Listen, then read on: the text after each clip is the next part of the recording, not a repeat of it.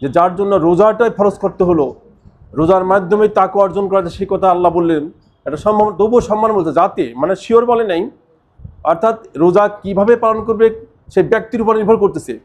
ওই ব্যক্তি রোজাটাকে কিভাবে উদযাপন করতেছে, কত সুন্দরভাবে সহিভাবে উদযাপন করবে, গুরুত্ব দিয়ে উদযাপন করবে, তার উপরে তাকওয়াটার গ্রেড হবে। কাজেই এই জন্য আল্লাহ তাআলা এখানে সম্ভাবনা বলছে যে হয়তো বা তোমরা তাকওয়া অর্জন করতে পারবে। রোজা রাখলেই যে তাকওয়াবান হয়ে যাব এই গ্যারান্টি আল্লাহ এখানে দেন নেই। তাহলে বোঝা যাচ্ছে যে এই তাকওয়া যেমন খুব দরকার, এই তাকওয়া অর্জন করাটাও সহজ নয়। আর সেটার মাধ্যম আবার সহজ, যদি আমরা রোজাটাকে সঠিকভাবে পালন করি, রোজার লক্ষ্য উদ্দেশ্যকে সামনে রেখে যে আমরা পালন করতে পারি, তাহলে আমরা এই তাকওয়া অর্জন করতে পারবো।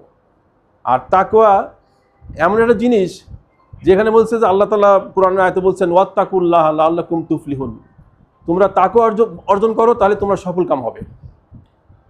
আবার বলছে যে কোনো জনপদের লোকেরা যদি তাকওয়াবান হয়, তাহলে ওই জনপদের আসমান এবং জমিন থেকে রহমতের ভান্ডার আল্লাহ তাআলা দরজা খুলে দেবেন।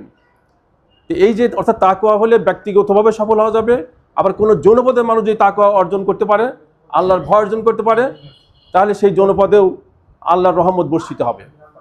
দেখেন